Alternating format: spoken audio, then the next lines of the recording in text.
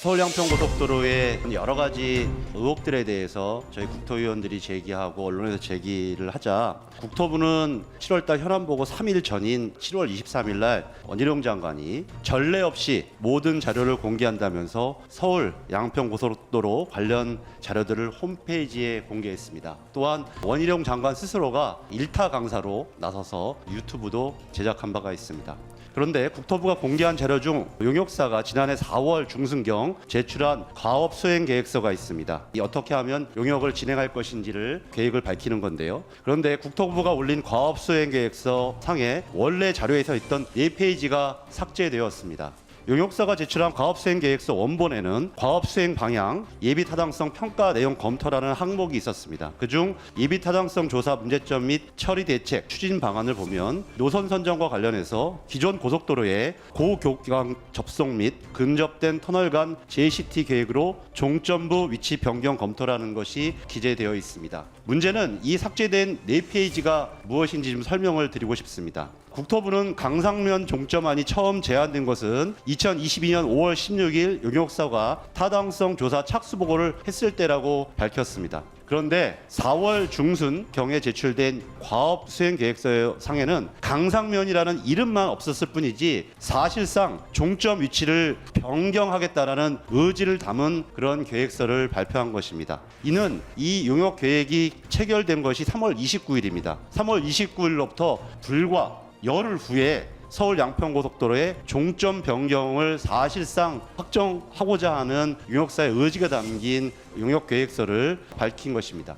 이번에 증인신문을 통해서 알게 된 것은 3월 29일 날 용역계획을 체결하고 4월 중순경 과업수행계획서를 제출할 때까지 딱 한 차례만 현장 방문을 했다고 밝히고 있습니다. 이러한 점을 볼 때 국토부의 4페이지짜리 자료 삭제는 다음과 같은 문제점에 대해서 추정을 하고 있습니다. 첫 번째는 지난 3월 9일 대통령 선거 이후 인수위 시절인 3월 말에서 4월경에 이미 서울 양평고속도로의 종점 변경이 사실상 결정된 것이다. 두 번째, 국토부가 과업수행계획서의 4페이지를 삭제하고 공개한 것은 이러한 사실을 은폐하기 위한 의도적인 자료 조작이다. 저는 이렇게 추정을 하고 있습니다.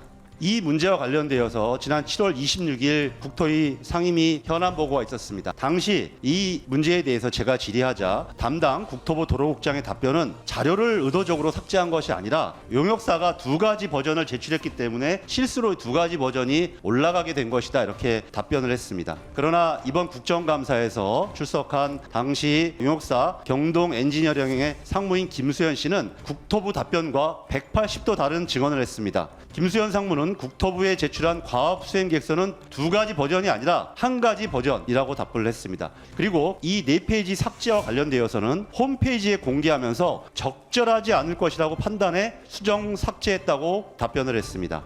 이 이후 장철민 의원과 김민기 국토위원장이 추가적인 질의를 하니까 누구인지 기억나지 않는다. 그러나 국토부 직원은 맞다. 너무나 많은 국토부 전화를 받았다. 이런 답변을 하였습니다. 매우 충격적이고 놀라운 증언이 아닐 수가 없습니다. 김수현 상무의 답변은 국토부의 답변과는 다르게 이 삭제가 실수가 아니며 국토부 도로국장의 답변을 정면으로 뒤집는 것입니다. 원래 추정대로 국토부가 사실상 종점 변경 검토 내용을 담은 이 4페이지를 의도적으로 삭제했다라는 것이 이번 국정감사 증인신문을 통해서 밝혀졌다고 생각합니다. 또한 이번 B씨값 공개는 국정감사를 바로 앞두고 공개한 국정감사 방탕용 B씨값 공개라는 것이 저희 국토위 의원들의 공통된 생각입니다. 그러면서 국토위는 B씨값을 발표하면서 각각의 비용 판정은 용역사에서 잘 뽑아냈고 도로공사가 한 번 더 검증하는 과정을 거쳤다라고 하면서